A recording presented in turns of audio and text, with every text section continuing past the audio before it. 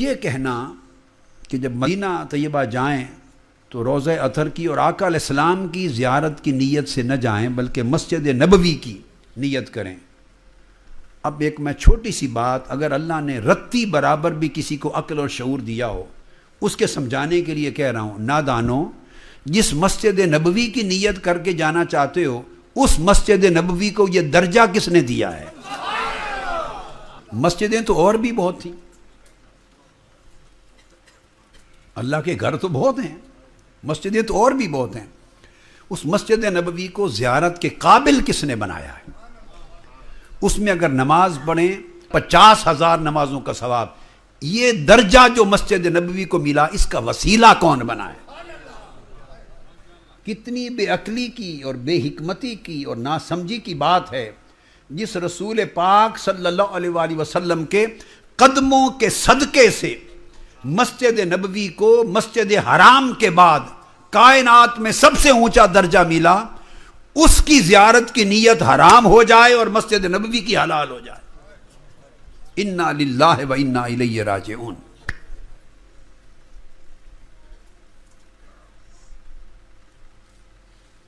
بڑی عجیب سوچ ہے کہ اس مسجد نبوی کو تو فضیلت ہی آقا علیہ السلام کے قدموں سے دی۔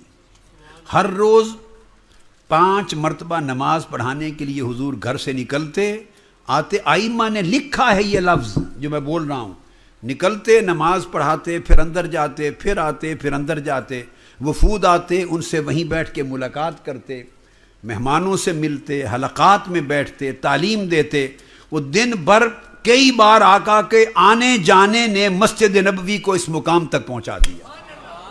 وہ جو حضور کے قدم لگتے رہے ہر روز اتنی کثرت کے ساتھ، اور جس حصہ فرش پر میرے آقا بیٹھتے اٹھتے رہے اور چلتے پھرتے رہے اور اعتکاف بیٹھے اور حلقات کیے اور اجتماع کیے، اور آپ کے مبارک سانس کی ہوائیں اور مہکیں نے جن کو معطر کیا، تو آقا کے قدموں کے صدقے سے وہ مسجد نبوی اس قابل بنی 50,000 نمازوں کے اجر کا باعث ہو۔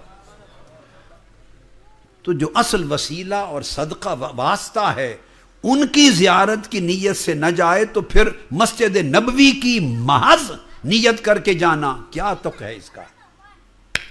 اللہ کیا قبول کرے گا؟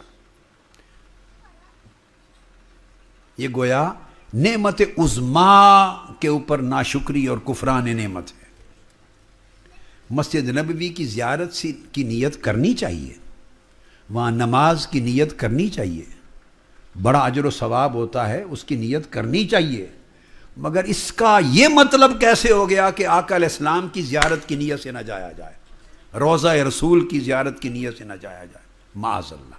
ہمارے لیے حکم ہے کہ اگر جانوں پر ظلم کر بیٹھیں تو جاؤ کا اللہ کا حکم ہے، خواہ وہ لندن میں رہتے ہیں، خواہ پاکستان میں رہتے ہیں، خواہ وہ امریکہ میں رہتے ہیں، خواہ افریقہ میں رہتے ہیں، خواہ عرب میں رہتے ہیں، خواہ عجم میں، خواہ انڈیا میں، جہاں بھی رہتے ہیں، اگر ان کے اوپر یہ کیفیت ہو کہ جانوں پر ظلم کر بیٹھے ہیں، وہاں سے چلیں، جاؤ کا محبوب تیرے گنبد خضرا کے پاس آ جائیں، آپ کی جالی مبارک پر آ جائیں، آپ کے روضہ اطہر پر آ جائیں، اور آپ کے روضہ اطہر پر آ کر فاستغفر اللہ، اور یہ کہیں باری تعالیٰ تو نے ہمیں حکم دیا ہے کہ گناہگاروں معافی چاہتے ہو تو میرے مصطفیٰ کے پاس آؤ۔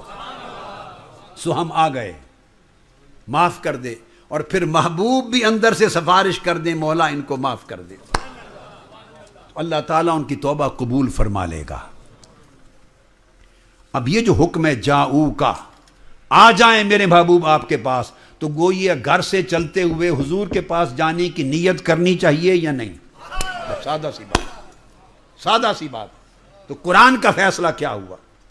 قرآن کہے جاؤ کا، قرآن نے نہیں کہا کہ جاؤ الی المسجد النبوی، کہ مسجد نبوی میں آ جائیں۔ قرآن یہ نہیں کہہ رہا کہ مسجد حرام میں آ جائیں، یہ نہیں کہہ رہا کہ میرے کعبہ میں آ جائیں، میرے گھر آ جائیں، مسجد میں آ کے نفل پڑھیں تاکہ 50,000 نمازوں کا ثواب ملے۔ قرآن یہ نہیں کہہ رہا۔ قرآن کیا کہہ رہا ہے؟ جاؤ کا، اے مصطفیٰ تیری بارگاہ میں آ جائیں۔ تو جب اللہ کا حکم ہے کہ کہ ظلم کر بیٹھیں اور جہاں بھی ہوں میرے محبوب آپ کی خدمت میں آئیں، تو جب حکم خدا یہ ہے تو بولیے یہ نیت کر کے جانا چاہیے یا نہیں؟ بس سادہ سوال. جب حکم خدا ہے جاؤ کا، تو پھر جب گھر سے چلیں تو بارگاہ مصطفیٰ کی حاضری اور در مصطفیٰ کی زیارت کی نیت کر کے چلنا چاہیے یا نہیں؟ چونکہ جاؤ کا رب کا بلاوا ہے. رب کہے میرے محبوب کی طرف جاؤ اور تم کہیں حضور کی طرف جانے کی نیت نہ کرو، مسجد نبوی کی کرو، تو تم خدا سے بغاوت کرنا چاہتے ہو؟ خدا کے حکم کو ٹھکراتے ہو؟